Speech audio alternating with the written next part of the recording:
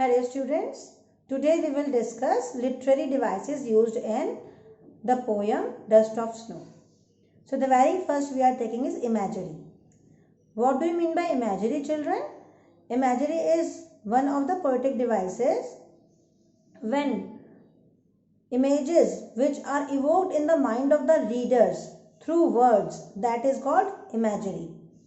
In the poem, in one stretch, in one reading, we come to know that this poem is set in the time of winters.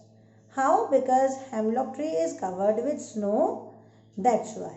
So it is full of visual imagery of the winter landscape.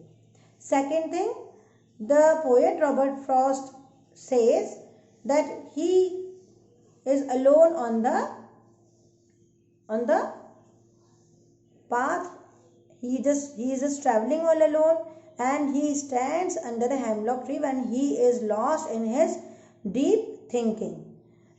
He is not aware about that he is literally standing under a hemlock tree, that is a poisonous tree.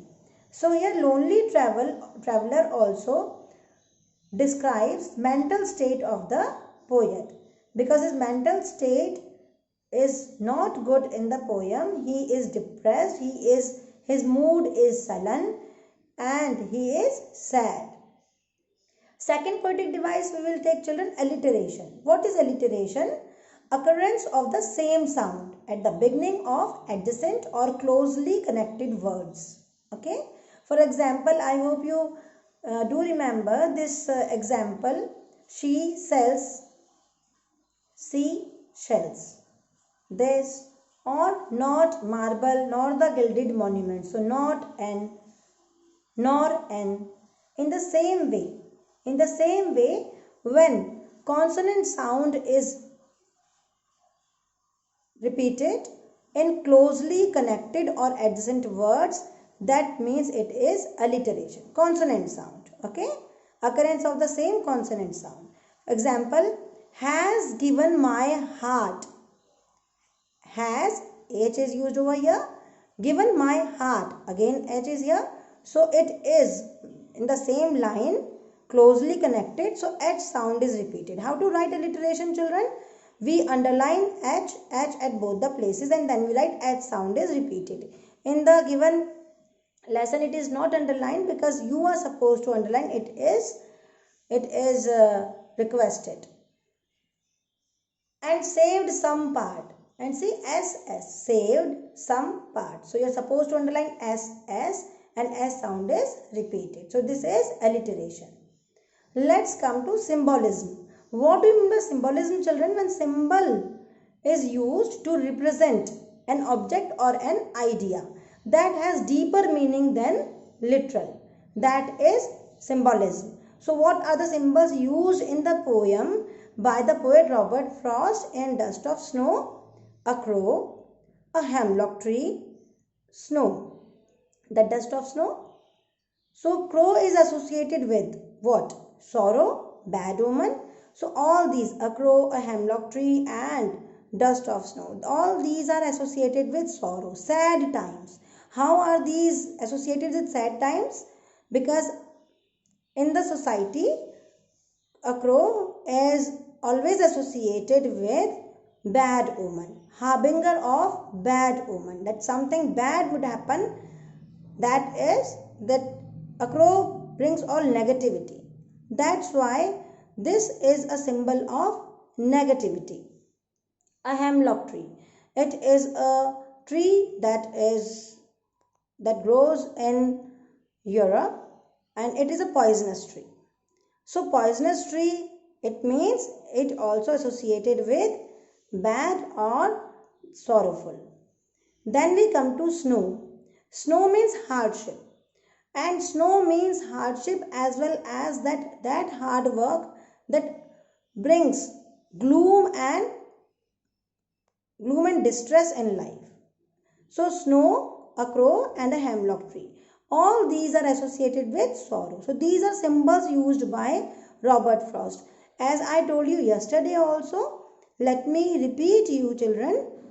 Usually writers and poets, they use nightingale, bird nightingale, or manna, or any beautiful bird.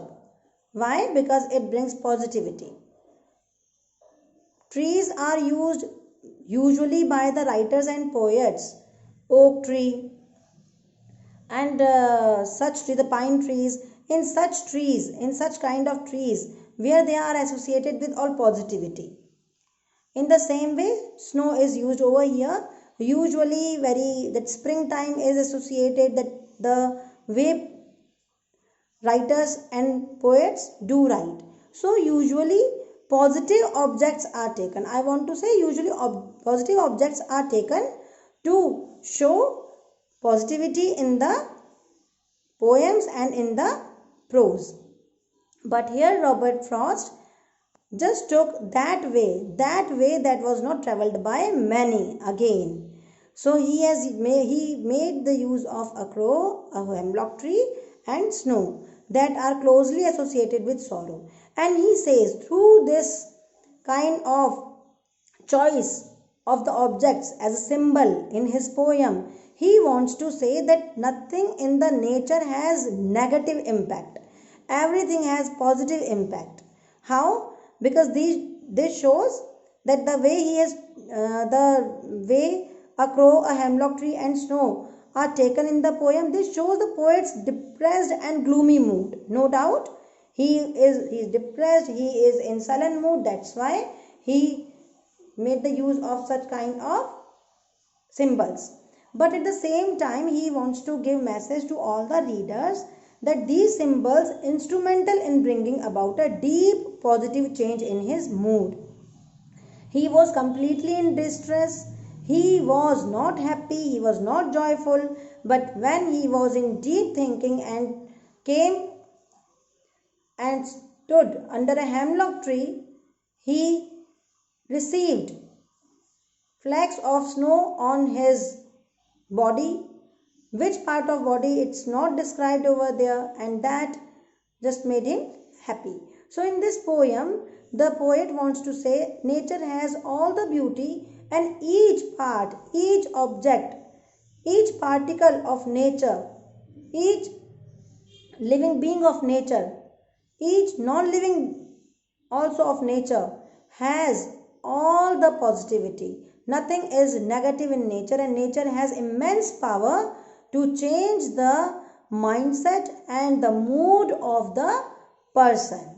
It always brings positivity. It always brings things that are required to live a happy life.